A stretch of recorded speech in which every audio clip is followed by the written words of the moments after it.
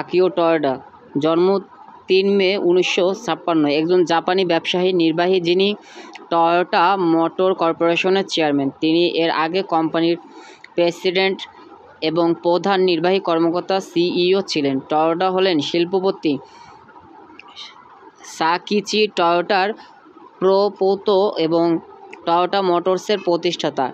কিচিরো Toyota এবং তাকাশিমায়া department store কর্পোরেশনের প্রতিষ্ঠাতা শিন সিচি লিডার উভয়ের নাতি। 1 এপ্রিল 2023-এ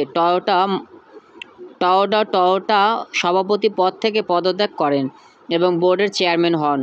টয়োটার চিফ ব্র্যান্ডিং অফিসার এবং লিনাক্স ডিভিশনের প্রেসিডেন্ট কোজি সাতো টয়োটার স্থলাভিষিক্ত হন সিইও হিসেবে। টয়োটা হলো টয়োটা অটোমেটিক লুম ওয়ার্ক এর প্রতিষ্ঠাতা সাকিচাই টয়োটা এর প্রপৌত্র এবং টয়োটা মোটর কর্পোরেশনের প্রতিষ্ঠাতা কিচিচিরো টয়োটা এর নাতি। তিনি 3 মে 1956 সালে নাগোয়ায় সোইচিরো টয়োটা এবং হিরোকো এর কাছে জন্মগ্রহণ করেছিলেন, যেদিন থেকে তার সুতোর কৃষক প্রতিমামহ ইচিকিচি টয়োটা তার ছেলেকে বানোয়াট এবং জুতোর কাজ শিখিয়েছিলেন। সেই দিন থেকে টয়োটার পারিবারিক ধারা দীর্ঘকাল ধরে পারিবারিক ব্যবসার উচ্চ ব্যবস্থাপনার আধিপত্য বিস্তার করেছে। আকিও টয়োটা পারিবারিক ব্যবসার প্রধান প্রতিযোগী ছিলেন যখন মান নিয়ন্ত্রণের সংকটের পরিপ্রেক্ষিতে কাতসুয়াকি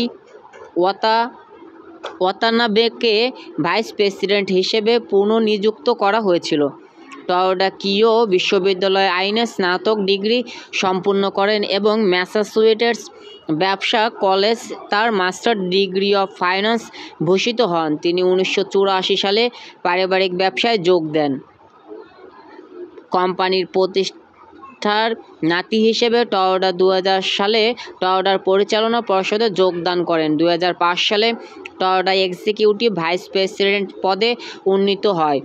জানুয়ারি 2009 সালে ঘোষণা করা হয়েছিল যে টয়োটাকে কোম্পানির আসন্ন সভাপতি হিসেবে নির্বাচিত করা হয়েছে। 23 জুন 2009-এ 4 জন নতুন নির্বাহী ভাইস প্রেসিডেন্ট এবং 8 জন নতুন বোর্ড সদস্যের সাথে তিনি নতুন রাষ্ট্রপতি হিসেবে নিশ্চিত হন। কাতসুহিরো নাকাগাওয়ার স্থলাভিষিক্ত হয়ে আগের প্রেসিডেন্ট এবং সিইও কাতসুয়াকি ওয়াতানাবে ভাইস প্রেসিডেন্ট হন। 2012 সালে তিনি অটোকোর ম্যান অফ দ্য ইয়ার নির্বাচিত হন। মাস্টার ড্রাইভার মরিজো একজন আগ্রহী অটো রেসিং অনুরাগী এবং নিজের ড্রাইভার হিসাবে টয়োটা মরিজো কিনোশিতা ছদ্মনাম বেশ কয়েকটি অটো রেস অংশগ্রহণ করেছে।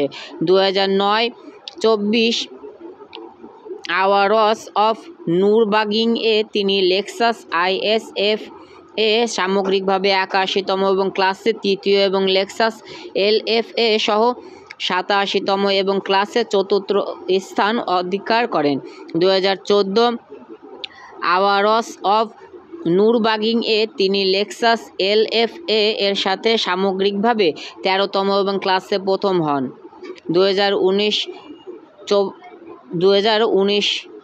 ঘন্টা এ তিনি একটি টয়োটা GR সুপ্রা GT4 নিয়ে সামগ্রিকভাবে 40তম এবং ক্লাসে তৃতীয় স্থান অধিকার করেন।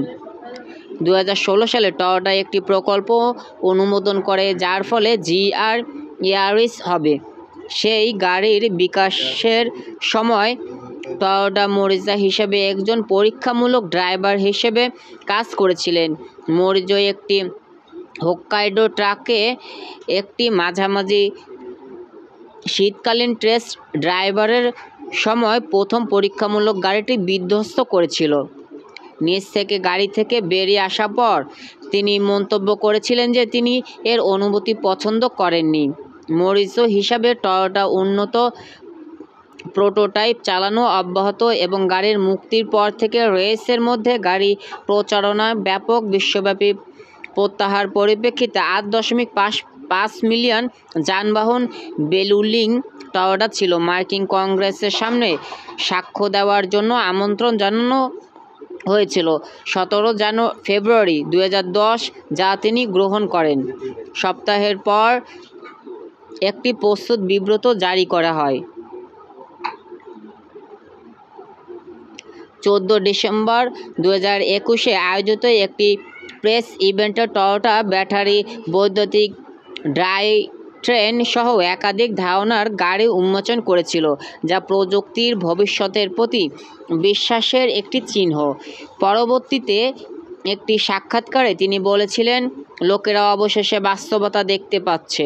নিউ ইয়র্ক টাইমস হাইব্রিড গাড়ির উপর তার বাজির মূল্যায়ন করেছে যে কীভাবে কোম্পানি তার 2023 সালে 4.9 ট্রিলিয়ন ইয়েন মুনাফা অর্জন করেছে, যা কোম্পানির মধ্যে সর্বোচ্চ ইতিহাস। এছাড়াও 2023 সালে টয়োটা চেয়ারম্যান হওয়ার জন্য তার ভূমিকা থেকে পদত্যাগ করেন।